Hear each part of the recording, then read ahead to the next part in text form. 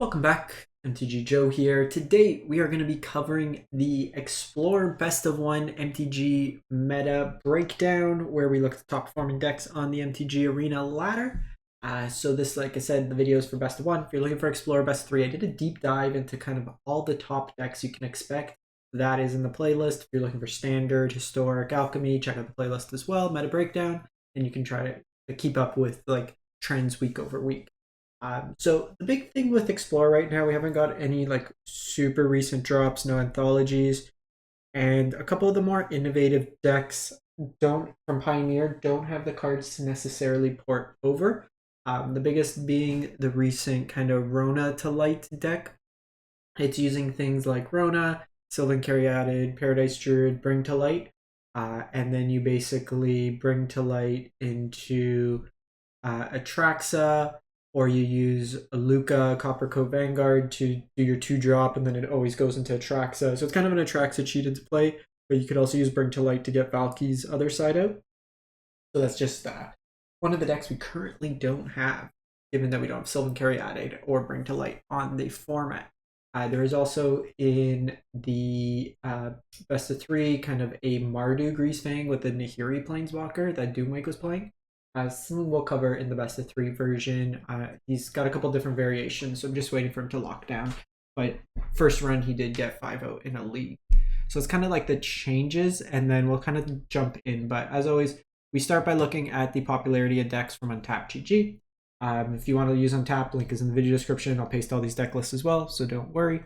And popularity is pretty flat across the formats. So for the day, from Platinum to Mythic rank, we got like Heroic at 8%, Angels at 7%, Mono Green at 7%, Mono White Human 6.5%, Sacrifice at 6%, Rakdos Mid at 5%, Greasefang at 5%, Convoke at 4%. So honestly, pretty spread out, all things considered. I'm looking at like trends, like the big one, obviously, Mono Green Devotion was pretty high, and now it's kind of tapered off. Same with like Angels that comes and goes. The Heroic deck was pretty effective, but I think people are learning how to play around it, just more early interaction. And everything's kind of converging in that like 5 to 8% range. So looking at, we're going to look October 17th through the 24th, Platinum to Mythic rank, 23,000 games. I've also pulled a couple extra decks from the September 5th to like October 24th range, just to kind of do a more wholesome snapshot. There's a couple decks like the Sacrifice deck, 5%, but it's had a pretty rough last week of it. If we look at like the percentages, 50% win rate. It's kind of dependent on where the meta is. If we're getting a lot of go wide decks or like Mono Green, then it's going to suffer a bit more. But Mono White Humans at 64.5%, 65% win rate. Mono White Humans is always towards the top of the format. And this here is a human deck. It's actually not a bad deck if you're looking to move over from Standard. Like if we look at the cards from Standard that are seeing play here, you'll already have your Copper Coat Vanguards, your Ossifications, your Thalias, your Brutal Cathars, your Adelins, Hopeful Initiates, all that. You're really just looking to add in the Giant Killers, so 2 rares here, Uncommon and Dauntless Bodyguard, the Brave the Elements, Thalia's Lieutenant is 4 more rares, and then you have a couple Castles and Mutavault. So it's a pretty easy deck if you already have the standard mono white deck. But the big boost here is you get things like Thalia's Lieutenant that puts like counters on everything. It gets bigger itself. Protection and Dauntless Bodyguard. The combination of removal with Ossification as well as Brave the Elements to give you pseudo unblockable or protect your board is really impactful. Giant Killer can help deal with some of the bigger creatures in, say, Mono Green, while still putting a lot of pressure in the early game. Mutavault is a really good creature land. You can also, remember, if you're casting Thalia's Lieutenant, you can pay 1 mana from the Mutavault, activate the Mutavault itself. It'll be tapped, but you can put counters on it because it is all creature types, so it is considered a human. Castle Arden Vales as well for some more grind advantage in that deck. From there, we go to Boros Convoke at 59%. So this is a deck that's had some different iterations, but the kind of recent tech is we're seeing the full bunny corn, giant corns. The big thing with this deck, it had very explosive starts, but it often, like you dump your hand if you didn't kill on the spot, your creatures could just get outscaled. The Regal Bunny Corn lets you go both tall and wide, being a very large creature. and then you're pairing that with Embercleave. Who would have thought we would see the day that a unicorn rabbit holding a flame sword would be your win condition? But kind of the core of the deck, you're using things like Thraben Inspector, Voldaren Aperture, or Ornithopter to generate artifacts that you can then use Gleeful Demolition on. And then you can get 3 Goblin tokens. With those 3 tokens, you can convoke, either drawing new cards with Knight Errant or putting counters with Venerated Loxodon. You can kind of chain together a bunch of stuff. And then make a really wide board that really boosts the Bunnicorn, or you can use Imidane's Recruiter as a way to have kind of a Lord effect. This is being replaced the Regal Lion Soar, which was seeing some play. This will always give it. You're not contingent on them responding to your creature by trying to mutate on top. Mana base is much better in this format than it is in standard, where you lack some of the duels. But overall, like, whether it be this Boros deck, eventually when we get Pia, this Boros mana base is a really safe investment because it's going to be used for Heroic, it's going to be used for Pia, it's going to be used for these Convoke decks. In Historic, it can be used for the Artifact decks. So if you are looking to kind of bridge into mana bases, this is something to really consider. Like, I bought this in paper because I have the Pia deck, and it's really easy for me to kind of configure. Like, if I want to build Convoke, it's mostly uncommons, and then like a couple cards. I already have Embercleaves from Gruul, for example. Moving on, we have Mono Black Waste Not, 57.5%. So this is built around Waste Not, which got some sweet new art. And this cares about discarding cards from your opponent's hand. So it's kind of like a mono black control deck. So when your opponent discards a creature, you get a zombie. When they discard a land, you get 2 mana. And whenever they discard a non-creature, non-land, you draw a card. You're forcing him to discard with stuff like Liliana's. You have Turgid that takes advantage of things being sacrificed or drawn. Pairs really nicely with the Invoke Despair. Go Blanks can force discard, Inscription force discard or removal. And then just like a whole mix of removal. You have Go for the Throats, Edicts, Massacres, Wretched, Sorrow, Fatal Push, and then a mix of like Thoughtseize, Duress, Cling to Dust. So while you are attacking their hands, you can also kind of take care of their graveyard, whether it be Cling to Dust or Go Blank. What you really want to avoid is obviously throwing like a Parhelion in the graveyard and then they animate the Greasefang. The one thing here, you also have Gyro Reach Sanitarium. This forces draws discards, so even when they're like without a hand, you can always kind of force them to get those draws again and kind of get cards into the graveyard. The big thing with this deck at a time was your opponent would be hellbent, no cards in hand, so a lot of your discard spells lose their efficiency. This also is a nice Punisher effect with both Shieldred and Turgid to kind of drain them life, but then also you get their permanents in play. Castle Lockwane for value, and then you have like utility lands, Crawling Barrens, Hives, Field of Ruin, all mixed into there. Boros Heroic's the next deck, 55.3. I had like really good success, and then I found like people were just they learned how to play against it. This is kind of the ebbs and flows of this Heroic deck, but again, mentioning the Boros mana base, you got it here, very useful. And this is a very cheap deck to build as well. The only rares outside the mana base are the Dreadhorde Arcanist. Everything else is common or uncommons.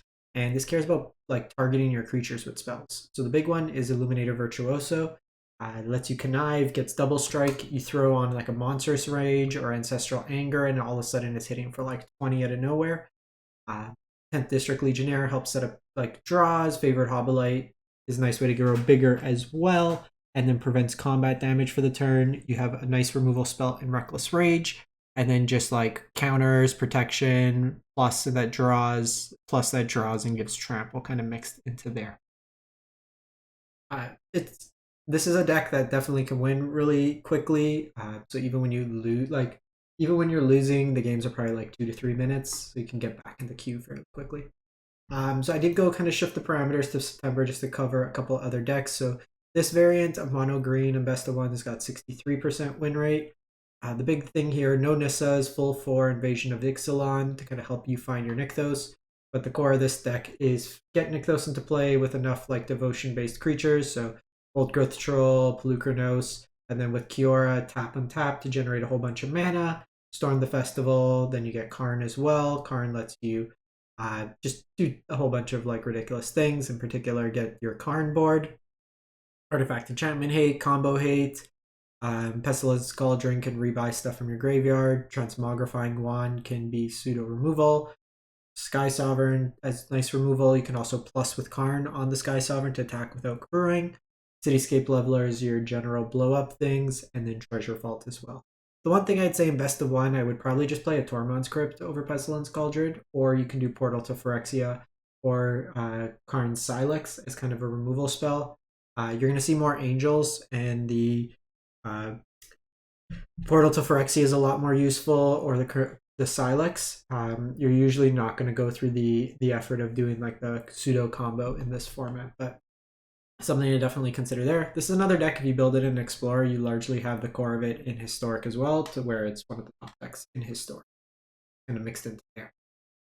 We then go to they're calling a 5-color Transmogrify. It's really Izzet Transmogrify. So there's the Creativity decks, and then there's the variations of the Transmogrify. So this one's not going for the World Spineworm combo.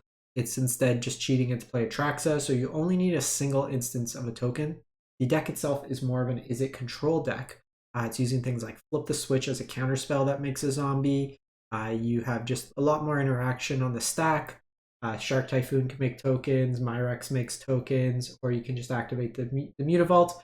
Transmogrify, again, you just need a single target here. It will always find your Atraxa. So you either win through the Atraxas, Shark Typhoons, or just your creature lands making a bunch while you control the board.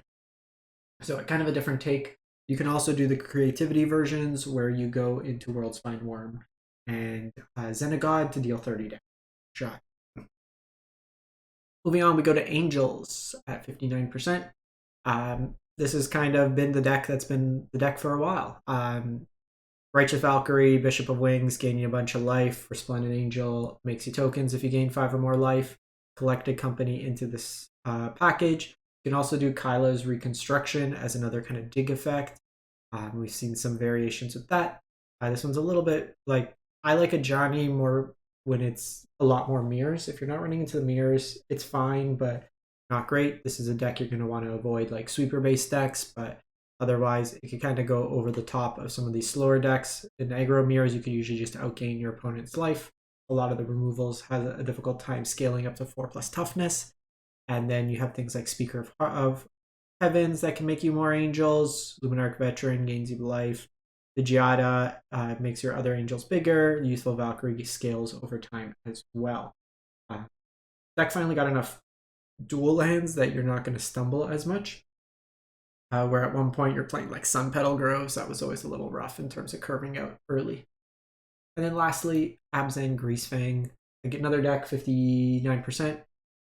Few different like configurations and variations on how you can throw together your package, but the core of it is Greasefang into play as early as turn 3, reanimate one of your vehicles, ideally Parhelion on the 3rd, and then it gets crewed, attacks right away, deals 13 damage, leaves you 2 4/4 angels on the backside. You're getting cards into your graveyard with like Grizzly Salvage, Rafine's Informant, Scrapwood Mutt, Witherbloom's Command, all ways to kind of fuel your graveyard. Basal of Nascency another way, and you'll notice with this you have like a lot of different types, so like enchantment, artifact, creature, instant sorcery, whatever it may be.